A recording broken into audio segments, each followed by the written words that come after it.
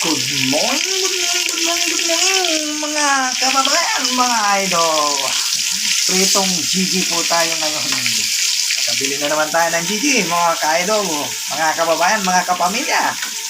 Yan po ang ulam po namin na naman dito sa Houston, Texas. Yan ang aming ulam, pritong Gigi.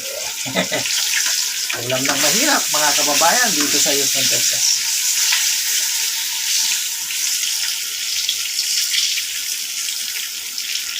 Ayan na lang natin ang sausawan na kamatis at sibuyas. Mamaya. At may alamang.